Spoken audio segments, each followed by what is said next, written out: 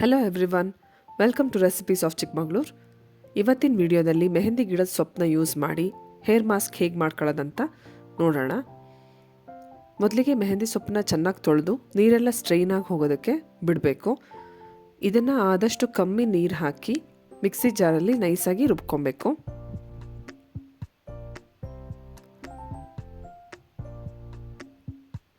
ಈ ಮೆಹಂದಿ ಸೊಪ್ಪಲ್ಲಿ ತುಂಬ ಚೆನ್ನಾಗಿರೋಂಥ ನ್ಯಾಚುರಲ್ ಕಲರ್ ಇರುತ್ತೆ.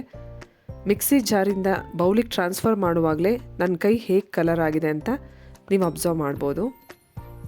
ಈ ರೀತಿ ರೆಡಿ ಮಾಡ್ಕೊಂಡಿರೋವಂಥ ಪೇಸ್ಟಿಗೆ ರೆಡಿಮೇಡ್ ಹೆನ್ನಾ ಪೌಡರ್ನ ಹಾಕಿ ಮಿಕ್ಸ್ ಮಾಡ್ಕೊಬೇಕು.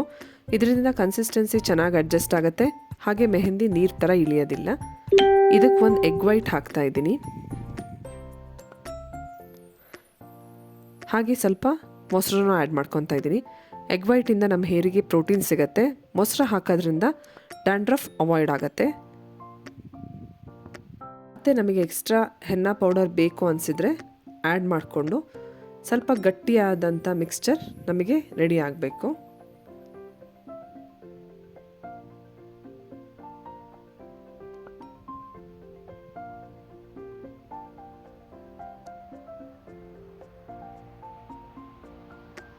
ನನಗೆ ಇನ್ನೊಂದು ಸ್ವಲ್ಪ ಮೆಹಂದಿ ಪೌಡರ್ನ ಆ್ಯಡ್ ಮಾಡಬೇಕು ಅಂತ ಅನಿಸಿದ್ರಿಂದ ನಾನು ಇನ್ನೊಂದು ಸ್ವಲ್ಪ ಮೆಹಂದಿ ಪೌಡರ್ನ ಆ್ಯಡ್ ಮಾಡ್ತೀನಿ ಇದಕ್ಕೆ.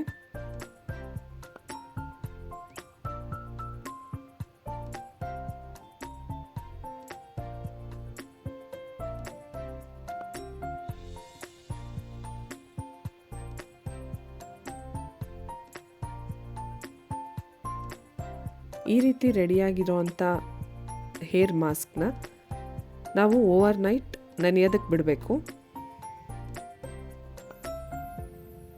ನೆಕ್ಸ್ಟ್ ಡೇ ಬೆಳಿಗ್ಗೆ ನಾವಿದನ್ನು ಹೇರಿಗೆ ಹಚ್ಕೊಂಡು ಕಂಡೀಷನಿಂಗಿಗಾದರೆ 1 hour, ಕಲರ್ ಬರೋದಕ್ಕಾದರೆ 3 hours ಬಿಡಬೇಕು.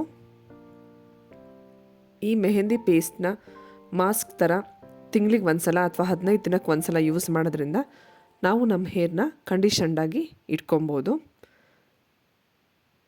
ಚೆನ್ನಾಗಿ ರಾತ್ರಿ ಇಡೀ ನೆಂದ ಮೇಲೆ ಇದ್ರ ಕನ್ಸಿಸ್ಟೆನ್ಸಿ ಈ ರೀತಿ ಇರಬೇಕು. ಈ ವಿಡಿಯೋ ನಿಮಗೆ ಇಷ್ಟ ಆದರೆ ನಿಮ್ಮ ಫ್ರೆಂಡ್ಸ್ ಮತ್ತು ಫ್ಯಾಮಿಲಿ ಜೊತೆ ಶೇರ್ ಮಾಡಿ.